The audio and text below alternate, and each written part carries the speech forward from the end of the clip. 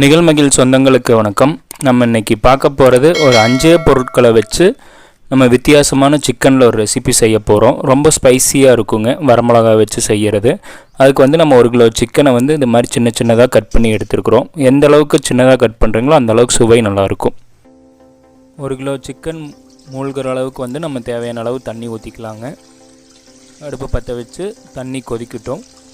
கொதிக்கும் பொழுது நம்ம ஒரு கை உப்பு போட்டுக்கலாங்க, கல் உப்பு. ஏன்னா உப்பு போட்டு தான் அதை வேக வைக்கணும், அதனால் உப்பு போட்டுக்கலாம். தண்ணி கொதிக்கும் பொழுது நம்ம கட் பண்ணி வச்ச அந்த சிக்கனை ஆட் பண்ணிடலாங்க. தண்ணிக்குள்ளே போட்டு நம்ம வேக விடலாம்.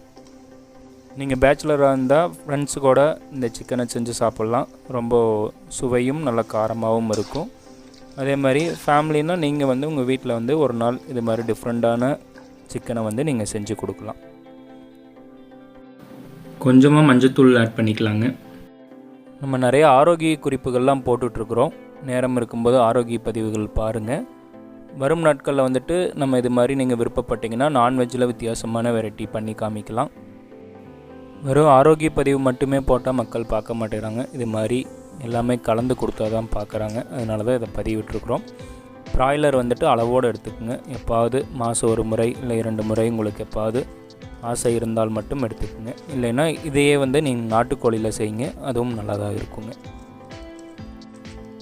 காரம் ரொம்ப முக்கியங்க. அதனால் வரமிளகா நம்ம ஒரு 25 மிளகா எடுத்துருக்குறோம் 1 கிலோவுக்கு. நல்லா காரம் இருக்கிற மிளகா அப்படின்னா 25 மிளகா, காரம் கம்மியாக இருக்கிற மிளகா அப்படின்னா நீங்கள் ஒரு 30 மிளகா 35 மிளகா எடுத்துக்கலாம். ஏன்னா இது நல்லா காரம் இருக்கிற மிளகா, அதனால் 25 மிளகா எடுத்து கத்திரிக்கோலோ இல்லை கையிலையோ கூட நீங்கள் கிழிச்சிக்கலாம். இது 2ஆக கிழித்து நீங்கள் அதுக்குள்ளே இருக்கிற அந்த விதையெல்லாம் எடுத்துருங்க. விதையோடு போட்டுறாதீங்க, ரொம்ப காரமாயிரும். விதையெல்லாம் எடுத்துருங்க. 25 மிளகாவுக்குமே அது மாதிரி எடுத்து வச்சுருங்க. இந்த விதையை கூட நீங்கள் கொண்டு மண்ணில் போடுங்க, அது ஒரு செடியாக முளைச்சி நிற்கும். நாளைக்கு உங்கள் வீட்லேயே நீங்கள் மிளகா பறிச்சுக்கலாம். நம்ம போட்ட அந்த உப்பு மஞ்சள் எல்லா இதையும் சேர்ந்து தண்ணியில் நல்லா வெந்துகிட்ருக்கு. ஏன்னா நல்லா ஓரளவுக்கு 3/4 பதத்தில் வெந்துடணுங்க. ரொம்பவும் வெந்துடக்கூடாது, கூலாட்ட போயிடும். அதனால் 3/4 பதம் வெந்ததுக்கப்புறம் நம்ம அதை எடுத்து லைட்டாக அமுக்கி பாருங்கள். நல்லா சூடுங்க, கையில் தொடவே முடியல, அந்தளவுக்கு சூடு பாருங்கள். இந்த அளவுக்கு பதம் இருந்ததுன்னா கரெக்டாக இருக்கும். ஏன்னா அதுக்கப்புறம் எண்ணெய் ஊற்றி நம்ம வேக வைக்க போகிறோம்.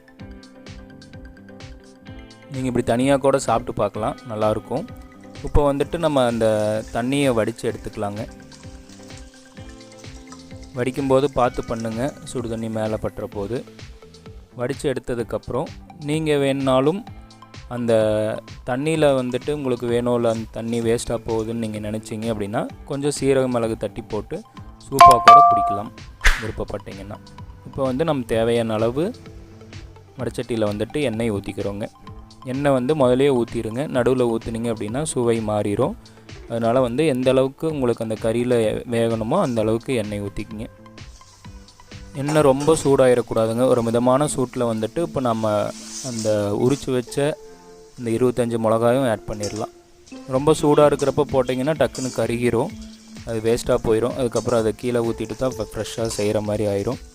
அதனால் இப்போ நம்ம சிம்லேருந்து தீண்டி விட்டு கொஞ்சம் நல்லா சூடு வச்சுக்குங்க.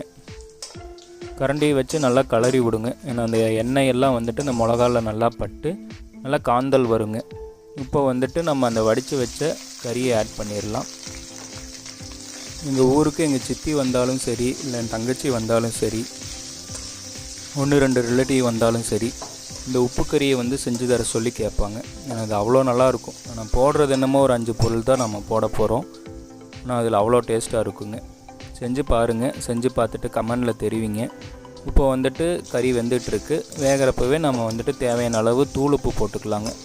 ஒரு 2 பீஸ் எடுத்து சாப்பிட்டு பாருங்கள், உப்பு உங்களுக்கு போதுமானு. ஏன்னா உப்பும் கறிக்கணும், அதே சமயம் காரமும் நல்லா சுருக்குன்னு இருக்கணுங்க. அப்போ தான் அதோட டேஸ்ட்டே வேறு மாதிரி இருக்கும்.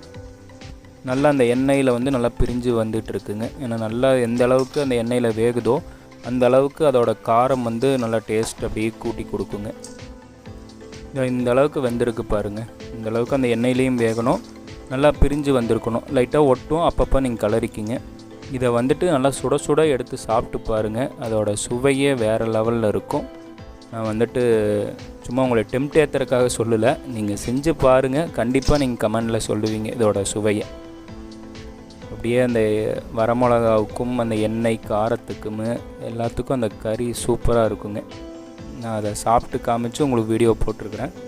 என்னடா ஞாயிற்றுக்கிழமை வெறுப்பேற்றுறியான்னு நினைக்க வேணாம். இதுக்கு பேர் எங்கள் ஊரில் வந்து உப்பு கறின்னு சொல்லுவாங்க. உங்கள் ஊரில் என்ன சொல்லுவாங்கிறது கமெண்டில் தெரிவிங்க. நீங்களும் செஞ்சு சாப்பிடுங்க, ரொம்ப சுவை நல்லாயிருக்கும். நிறையா குறிப்புகளை போட்டுட்ருக்குறோம். சப்ஸ்கிரைப் நிகழ்மகிழ், அந்த பெல் பட்டன் அழுத்துங்க. நன்றி.